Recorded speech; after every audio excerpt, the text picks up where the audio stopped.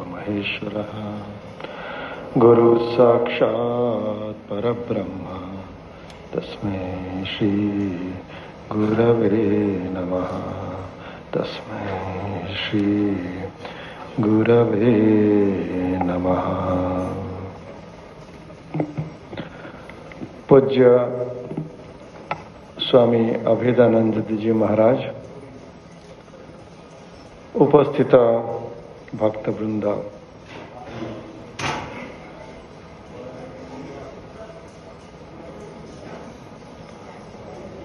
आदर्श समाज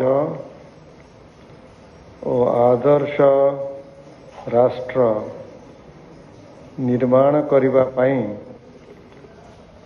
मुख्यतः दुईटी जिनिसर आवश्यकता थाए। गोटे होची भौतिक प्रगति और द्वितीय होची आध्यात्मिक उन्नति। भारत स्वाधीन हैला परे आमे समस्ते बहुत उद्यम कलु किमिति भौतिक प्रगति अधिक मात्रा रे ही पारिबो। अनेक मात्रा रे सफल भी हेलु, किंतु आध्यात्मिक उन्नति क्षेत्र रे आमे माने बहुत पछुआ पड़ी गलु। वास्तव रे भारतीय संस्कृति होची आध्यात्मिक संस्कृति। से आध्यात्मिक संस्कृति भितरे अच्छी समस्त प्रकार भौतिक प्रगति। दुईटी जिनिस वास्तव रे पृथक नुह, किंतु फाउंडेशन होची आध्यात्मिकता। से आध्यात्मिक फाउंडेशन उपरे आमे जेते निर्माण करी चलिबा से सुदृढ़ रहिबा, चिरस्थायी रहिबा। किंतु जदि फाउंडेशन दुर्बल हो जाए ताहले जहाँ आमे निर्माण करिबा ताहा बेसी दिन रहिबा नहीं। जेमिति रावणर लंका बा हिटलर जर्मनी।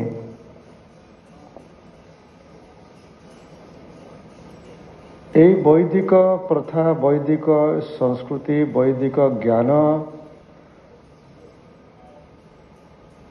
शह शह वर्ष धरी आस्ते आस्ते क्षुण्ण हो जाउथिला, कम हो जाउथिला।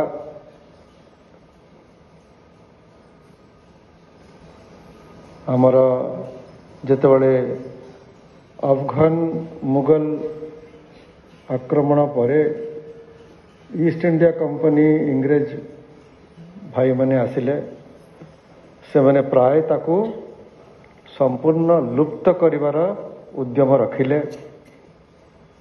से माने बहुत बुद्धिमान तो देखिले जे से माने एते दूररू गोटे छोट द्वीपरू आसचंती केते जण मुष्टिमय इंग्रेजी लोक, विशेषकर से को अधिक व्यवसायी थिले। से माने एते विशाल देश को किमिति काबूरे रखिबे तार शक्ति कोठी रहिला। और से माने देखिले जे ए महान भारतर शक्ति होची तार आध्यात्मिकता, तार आध्यात्मिक ज्ञान, तार आध्यात्मिक जीवन। आउ से सब को लुप्त करिवा पाई से माने भारत सारा तांकर इंग्रेजी पद्धतिर शिक्षा आनिकी थोइले। आउ कहिले जे ये सब वेद, उपनिषद, गीता, भागवत आजिकाली जुगरे यार कौनसी आवश्यकता नहीं। जदि पाश्चात्य देश भलिया प्रगति चाहुच ताहले इंग्रेजी पढ़ा को हम, आमर जो सब मेटेरियल साइंसेस पढ़ा को हम, मेडिकल इंजीनियरिंग इत्यादि ଆଉ ଏ ସବୁ ଆଧ୍ୟାତ୍ମିକ ଜ୍ଞାନର ଆଉ କୌଣସି ଆବଶ୍ୟକତା ନାହିଁ। ଆମେମାନେ ସମସ୍ତେ ସେହି ଭଳିଆ ଗୋଟେ ପାଶ୍ଚାତ୍ୟ ଭୌତିକବାଦୀ ଶିକ୍ଷା ଲାଭ କରିକି ଏଠାରେ ବସିଛେ। ଯାହା ହଉ ମହାପ୍ରଭୁଙ୍କର କୃପା, ଗୁରୁଦେବଙ୍କର ଆଶୀର୍ବାଦ ଯେ ଆମେ କେତେଜଣ ଚିନ୍ମୟ ମିଶନ ସାଙ୍ଗରେ ଜଡ଼ିତ ହେଇ ଏଇ ଆଧ୍ୟାତ୍ମିକ ଜୀବନ କ'ଣ, ଏ ଆଧ୍ୟାତ୍ମିକ ଜ୍ଞାନ କ'ଣ, ଆଉ ଆମର ଜୀବନ କେମିତି ପରିବର୍ତ୍ତିତ ହେଇପାରିବ ସେଇ ବିଷୟରେ ଆମେ ସମସ୍ତେ ଚେଷ୍ଟିତ। କିନ୍ତୁ ଏଇ ଯେଉଁ ଆଧ୍ୟାତ୍ମିକ ଜ୍ଞାନର ବିସ୍ତାର ପ୍ରଚାର ସବୁଠୁ ଅଧିକ ବର୍ତ୍ତମାନ ଆବଶ୍ୟକତା ରହିଛି। ବିଶ୍ୱରେ ଯେତିକି ସବୁ ବିଶୃଙ୍ଖଳା ଦେଖିବା, ଦ୍ୱନ୍ଦ୍ୱ ଦେଖିବା ବା ଯାହା ଯୁଦ୍ଧ ସବୁ ଚାଲିଛି ବିଭିନ୍ନ ସ୍ଥାନରେ, ତାର ମୂଳ କାରଣ ହେଉଛି ଆଧ୍ୟାତ୍ମିକତାର ଅଭାବ। ଅତି ସରଳ କଥା, ଯଦି ମଣିଷ ଏଇ ବୋଧରେ ଆସେ, ଏଇ ଜ୍ଞାନରେ ଆସେ ଯେ ମୁଁ ଆଉ ସିଏ ଅଭିନ୍ନ, ସିଏ ଯିଏ ମୁଁ ସିଏ, ତେଣୁ ସେଇଠି ହିଂସାର ସ୍ଥାନ ଆସିଲା କେମିତି? ଅସମ୍ଭବ। ମୁଁ ନିଜ ଉପରେ ତ ହିଂସା କରିବି ନାହିଁ। ତେଣୁ ଏହି ଆଧ୍ୟାତ୍ମିକ ଜ୍ଞାନ ଥିଲା ଭାରତର ମୂଳ ଶକ୍ତି ଆଉ ତାର ମହିମାର ମୁଖ୍ୟ ରହସ୍ୟ। ଜଣେ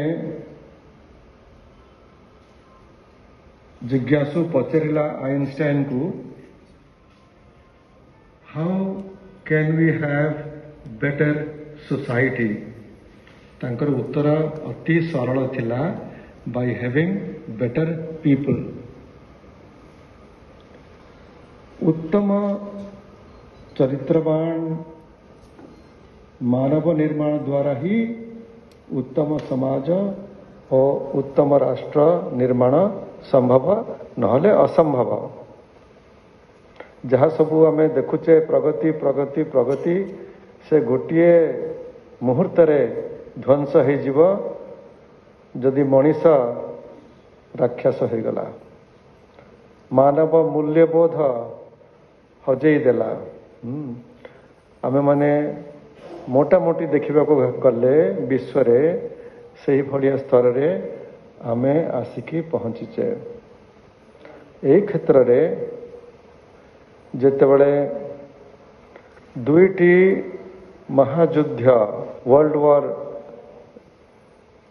ସରିଲା, ପରମ ଗୁରୁଦେବ ସ୍ୱାମୀ ଶିବାନନ୍ଦଜୀ ମହାରାଜ ଏହି ସିଦ୍ଧାନ୍ତରେ ପହଞ୍ଚିଲେ ଯେ ବର୍ତ୍ତମାନ ସମଗ୍ର ବିଶ୍ୱ ମାନବକୁ ସବୁଠୁ ଅଧିକରୁ ଅଧିକ ଦରକାର ହେଉଛି କ'ଣ ନା ଆଧ୍ୟାତ୍ମିକ ଚେତନାର ବିସ୍ତାର, ଆଧ୍ୟାତ୍ମିକ ଜ୍ଞାନର ବଣ୍ଟନ। ତେଣୁ ଋଷିକେଶରେ ଦିବ୍ୟ ଜୀବନ ସଂଘ ସଂସ୍ଥା ସ୍ଥାପନ କଲେ। ତାର ମୁଖ୍ୟ ଆଉ ପ୍ରଥମ ଉଦ୍ଦେଶ୍ୟ ହେଉଛି dissemination of religious spiritual knowledge, rather spiritual knowledge. ଆମର ପରମ ସୌଭାଗ୍ୟ ଯେ ଆମର ଜୀବନରେ ପରମ ଗୁରୁଦେବ ସ୍ୱାମୀ ଶିବାନନ୍ଦଜୀଙ୍କର ଦୁଇଟି ପଟଶିଷ୍ୟ ଗୁରୁଦେବ ସ୍ୱାମୀ ଚିଦାନନ୍ଦଜୀ ମହାରାଜ ଏବଂ ଗୁରୁଦେବ ସ୍ୱାମୀ ଚିନ୍ମୟାନନ୍ଦଜୀ ମହାରାଜ ଆସିଲେ ଏବଂ ଆମର ଜୀବନକୁ ପରିବର୍ତ୍ତନ କଲେ। ଏହି ପରିବର୍ତ୍ତନ ସମାଜରେ ଆସିବା ନିହାତି ଦରକାର। ତେଣୁ ହେବ କେମିତି? ମୁଁ ଆଶା କରୁଥିଲି ଯେ ଆଜିର ଏହି ସଭାରେ ଆମର ମନ୍ତ୍ରୀ ମହୋଦୟ ଶିକ୍ଷା, ସ୍କୁଲ ଆଉ ମାସ୍ ଏଜୁକେସନରେ ଉପସ୍ଥିତ ଥିଲେ, ଟିକେ ତାଙ୍କ ସାଙ୍ଗରେ ଆମେ ଆଲୋଚନା କରିଥାନ୍ତୁ। ଦେଖନ୍ତୁ, ମଣିଷ ଚରିତ୍ରର ନିର୍ମାଣ ସବୁଠୁ କଠିନ, କାରଣ ଇଏ ହେଉଛି ଏକ ଅତି ସୂକ୍ଷ୍ମ ପରିବର୍ତ୍ତନ, ଅନ୍ତରର ପରିବର୍ତ୍ତନ। ଆମର ପୂର୍ବ ସଂସ୍କାର କ'ଣ, ତାକୁ କେମିତି ଆମେ ମାର୍ଜିତ କରିବା, ପରିଷ୍କାର କରିବା, କେଉଁ ପଦ୍ଧତିରେ କେତେ ସମୟ ଲାଗିବ। ତେଣୁ ଇଏ ସବୁଠୁ କଠିନ ବେପାର। ଆଉ ବର୍ତ୍ତମାନ ପରିବେଶରେ ଯେଉଁ ପରିବେଶରେ ଚାରିଆଡ଼େ ରହୁଛି କେବଳ ଭୌତିକ ପ୍ରଭାବ। ତେଣୁ ଏଇଠି ଆମେ ଯେତେବେଳେ ଛୋଟ ବୟସରୁ ଆମ ଘରେ ରହି ଆସୁ, ସେ ହେଉଛି ଅଳ୍ପ ସମୟ। ତାପରେ ଅଧିକ ସମୟ ଆମର ଯେଉଁ ଗଠନମୂଳକ ସମୟ, ଯେଉଁଥିରେ ଚରିତ୍ର ନିର୍ମାଣର ଗୋଟେ ବହୁତ ଗୁରୁତ୍ୱ ବହନ କରେ, ସେଟା ହେଉଛି ଆମର ଶିକ୍ଷା ଅନୁଷ୍ଠାନରେ ସମୟ। ସ୍କୁଲ, କଲେଜ, ୟୁନିଭର୍ସିଟି, ସେଥିରେ ଆମର ଅଧିକ ସମୟ ଯାଏ। ଆଉ ସେଠି ଯେଉଁ ଶିକ୍ଷା ମିଳେ ସେଥିରେ ଆଧ୍ୟାତ୍ମିକତାର କୌଣସି ସ୍ଥାନ ନାହିଁ। ତେଣୁ ଆମେ ଦୋଷ କାହାକୁ ଦେବା? ଇଏ ହେଉଛି ସିଷ୍ଟମିକ୍ ଫେଲିୟର। ଆମେ ସମସ୍ତେ ବଢ଼ି ଉଠିଛେ ଗୋଟେ ସମ୍ପୂର୍ଣ୍ଣ ଆଧ୍ୟାତ୍ମିକ ପରିବେଶରେ। ତେଣୁ ଆମ ଅନ୍ତରରେ ରହୁଛି କେବଳ ଆଧ୍ୟାତ୍ମିକ ଭାବନା, ଭୌତିକ ଭାବନା ଏବଂ ଭୌତିକ ମୂଲ୍ୟବୋଧ। ଆଧ୍ୟାତ୍ମିକ ଚେତନା ଜାଗରଣ ହେବାର ଚାନ୍ସ ବହୁତ କମ୍। ତାପରେ ଯେତେବେଳେ ଆମେ ସମାଜକୁ ଆଉ, ସମାଜରେ ବି ସେହି ଭଳିଆ ଭୌତିକ ବାତାବରଣ ଦେଖୁ। ତେଣୁ ବାସ୍ତବରେ ଯଦି ଆମେ ସମାଜରେ ଆଧ୍ୟାତ୍ମିକ ଚେତନା, ଆଧ୍ୟାତ୍ମିକ ଜ୍ଞାନର ବିସ୍ତାର ଚାହୁ, ତାହେଲେ ଆମର ଶିକ୍ଷା ଅନୁଷ୍ଠାନ ଗୁଡ଼ିକରେ ସ୍କୁଲରୁ ଆରମ୍ଭ କରିକି ୟୁନିଭର୍ସିଟି ପର୍ଯ୍ୟନ୍ତ କେମିତି ଭୌତିକ ବିଦ୍ୟା ସହିତ ଆମର ପିଲାମାନେ nuclear science, medical science, engineering science, ସବୁଯାକ ହ୍ୟୁମାନିଟିଜ୍ ପଢ଼ନ୍ତୁ, କିନ୍ତୁ ତା ସହିତ ଚରିତ୍ର ନିର୍ମାଣ ପାଇଁ, ଆଦର୍ଶ ବ୍ୟକ୍ତିତ୍ୱ ଗଠନ ପାଇଁ ଆଧ୍ୟାତ୍ମିକ ଶିକ୍ଷା ମଧ୍ୟ ପାଆନ୍ତୁ, ଯାହା ହେଉଛି ଆମର ଗୀତା, ଭାଗବତ, ଉପନିଷଦର ଜ୍ଞାନ। ମୁଁ ଜାଣିନି କେବେ ଆମର ସରକାରମାନେ, କେନ୍ଦ୍ର ସରକାର ଏବଂ ରାଜ୍ୟ ସରକାର ଏହି ବିଷୟରେ ସିଦ୍ଧାନ୍ତ ନେବେ, କିନ୍ତୁ ଚିନ୍ମୟ ମିଶନ ତରଫରୁ ଆଉ ଅନ୍ୟ ଏଇଭଳିଆ ଦିବ୍ୟ ଜୀବନ ସଂଘ ହେଲା, ଗାୟତ୍ରୀ ପରିବାର ହେଲା, ଏଇଭଳିଆ ଆଧ୍ୟାତ୍ମିକ ସଂସ୍ଥାଙ୍କ ଦ୍ୱାରା ଏ ଯେଉଁ ଅଭିଯାନ ଚାଲିଛି, ଏହାର ବହୁତ ମୂଲ୍ୟ। ଯାହା ହେଲେ ଯେଉଁ ଦୀପଟା ଦୁର୍ବଳ ହେଇକି ଜଳୁଛି ତାହା ବୁଝିବ ନାହିଁ। ସେ ଦୀପଟା ଜଳେଇକି ରଖୁଛନ୍ତି ଏହି ଆଧ୍ୟାତ୍ମିକ ସଂସ୍ଥାମାନେ, ଏ ଆଧ୍ୟାତ୍ମିକ ଜ୍ଞାନ ପ୍ରଚାର ଦ୍ୱାରା। ସେହି ପରିପ୍ରେକ୍ଷୀରେ ଆମେ ଧନ୍ୟବାଦ ଦେବା, ସାଧୁବାଦ ଦେବା ଆମର ଚିନ୍ମୟ ମିଶନ ବ୍ରହ୍ମପୁର ଶାଖାକୁ, ଯେ ଆମର ସ୍କୁଲ କଲେଜ ପିଲାମାନଙ୍କର ଭିତରେ ଭଗବତ ଗୀତାର ଜ୍ଞାନ କେମିତି ପ୍ରବେଶ କରିବ, ସେଥିପାଇଁ ସେମାନେ ଚେଷ୍ଟିତ।